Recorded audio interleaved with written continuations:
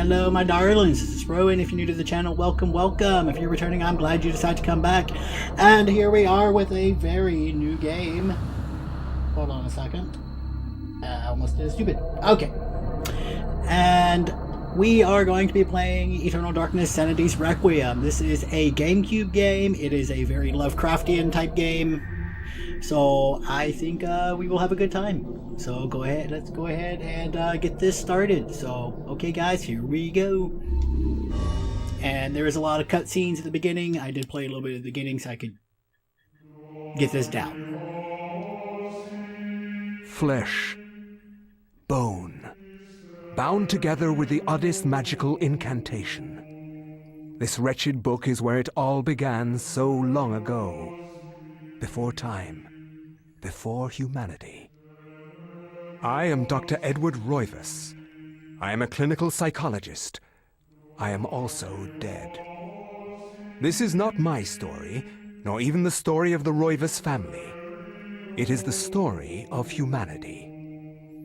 Like it or not, believe it or not, as you will. Your perceptions will not change reality, but simply color it.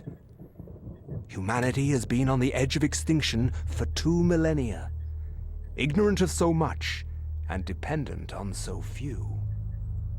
The Guardians grow restless, their time once again near. Whether by fate or misfortune, my family has crossed their path, and they didn't take kindly to it. Yeah, this game is... Their attention turns to my granddaughter, for she is the last of my line, and the last hope for humanity. Yep. This game is very, very H.P. Lovecraft sort of game, so... Okay. This just kind of teaches how to use our fighting controls. Bam. Bam. Bam. Bam. Get out of the way.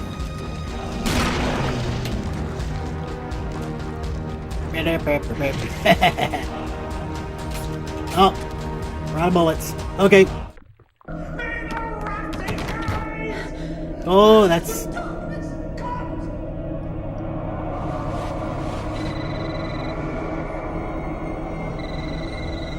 Remember me, Alex.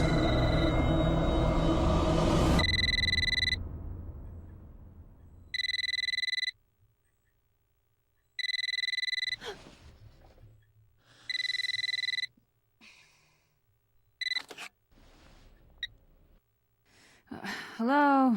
Miss Alexandra Roivas? Yeah, who's this? This is Inspector LaGrasse of the Rhode Island Police.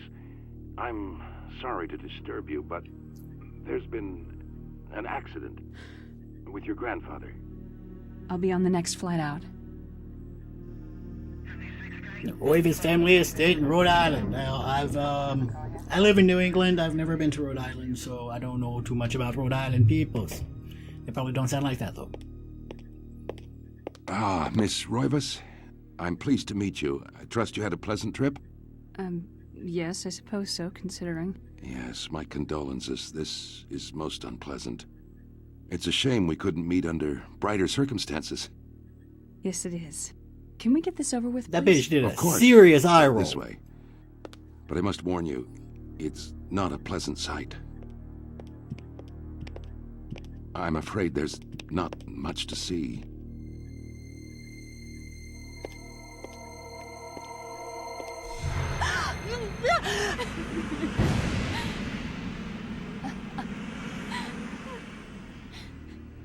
Miss Roivas, is that your grandfather, Edward? Yes, it's him. He's wearing our family ring. I don't understand. Why are you showing me this? Can't you check dental records or something? What is wrong with you? I'm sorry. It's my job, lady. You're the only living relative, and no, we can't check dental records. There's no head. No, none of this makes sense. There's no sign of intrusion, and there was certainly a lot of force used here. I have never seen anything like this in my 20 years on the force. We have no evidence except for the body, and what's left doesn't say much. Ugh, we don't have a single clue. Well, you better find out who did this. I'm not leaving Rhode Island until you do. There must be some clue in this old mansion revealing what happened. I want answers. So do I. I wish I had some. 2 weeks later. Shocked by her grandfather's mysterious death and frustrated at the incompetence of the local police, Alex vows to uncover the truth. She decides to search the mansion, the place where Edward conducted his research. There was a tie to his past and possibly a tie to his murder. It would be here. Alright, so yeah, this game is very, I did up the brightness and stuff because if not, it's very freaking dark. Okay. A beautiful carriage clock. The hands appear to be stuck, yet the clock continues to tick with the time permanently set there to 3:33. There's a key on the back of the clock, presumably for winding it. Should Alex look at the key? Why, yes, we should. Alex picks up the desk clock and pulls the key from it. However, there's something odd about this key. It isn't for winding at all. It looks like a dresser key. Well, I shall take that dresser key. Thank you. Now, I know where to go. Like I said, I already played some of the beginning of this, so I would have the controls and stuff down. So, I keep forgetting. And, okay, thank you. Okay, thank you. Second floor key, yes, thank you. Okay, it broke. Now this is the part I never figured out. How the hell did she get both pieces of that key out of that freaking lock? I mean, like, come on. But we're going to do a quick exploration of the house so that you can see where everything's at. And we got the kitchen, which has this really cool door. Use a wooden placard is fastened to the door, taking the place of a lock. A colored sigil is carved into the wood above the wide slot. The slot was just wide enough to insert a narrow blade. And we will find that in a little bit. So we got the kitchen. And one of the cool parts about this game that I really, really like is that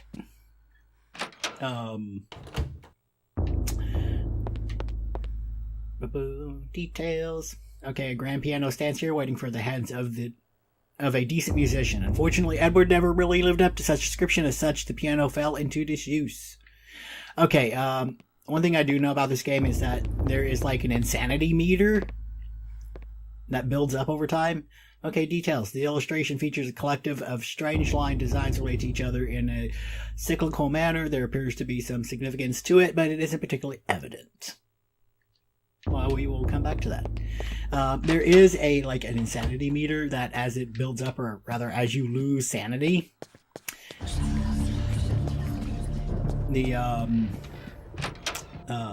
you'll start having hallucinations and stuff like that. And I thought that was super cool. Okay, we'll be back here in just a second. Just want to come check this door down here. And that door is locked. That goes to the basement. And when we get to a certain point, I am going to stop this recording so that, we're not having to go through too far ahead. And we got okay, details. A globe cradle in wooden frame. Its glossy surface is painted in the likeness of an ancient map. The lens is situated in the northeastern hemisphere above the label that reads, "There be dragons here." And we can't do anything in this room yet because we don't have all the pieces to the puzzle. We will eventually. And if you're an old fan of the Metal Gear games, you'd probably recognize some of these voices, because a lot of the characters are voice acted by characters from the Metal Gear universe, which personally I think is really super cool because I love the Metal Gear games and I do intend on plan on playing them. Okay. Boom. And a slight draft can be felt issuing from beneath the bookshelf, almost as though a vent or maybe empty spaces behind it. Now I have the Metal Gear collection for the PlayStation 3, but I also have a lot of the original discs, so I'm still deciding if I want to do the originals or the HD whatever PS3 remix.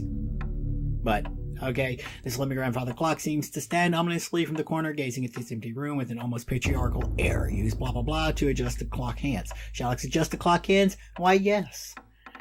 And this would not be extremely evident if you weren't paying attention. It's like, clocks! All the clocks are stopped. She woke up at 3:33. And, you know, the carriage clock was at 3:33. And so, of course, 3:33 would be the clock number. Grandpa, study! Where are we at? Okay, so... Oh, shit. Big dummy. Okay, so... We got our gladius. An ancient Roman weapon, a gladius is on display by the fireplace mantle, another token of eclectic junk. Yes, we will take that gladius, thank you very much. And... Okay, this bizarre drawing of a cyclopean city, its immense architecture bathed in an unnatural fog. The details are... The detail is incredible. As Alex studies it, she can almost imagine the city's inhabitants. Okay, a painting of a jungle-shrouded building. It seems to be a temple in Asia, perhaps from Thailand or Cambodia. And a small shrine of candles. Their placement appears to be very deliberate, matching with the etchings on the table and the wall's illustrations. Okay, the candles are unlit. Well, that's lovely.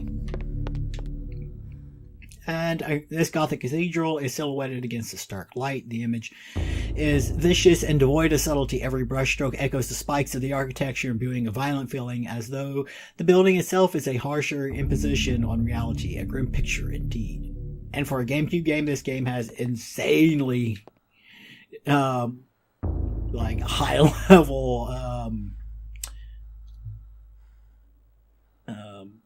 you know, uses a lot of big words. I don't know why I'm blanking on the correct term.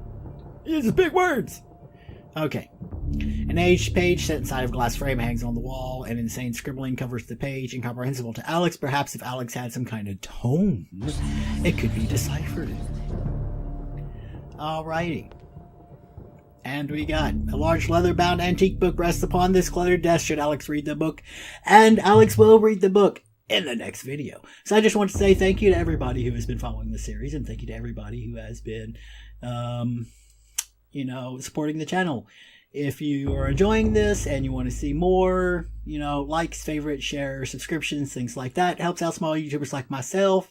There's also a giveaway going on this week, so go ahead and check out that video and see how to get in on that. And on that note, I'm going to stop babbling and begging, and I love you guys, and I will see you next time. Okay, bye-bye.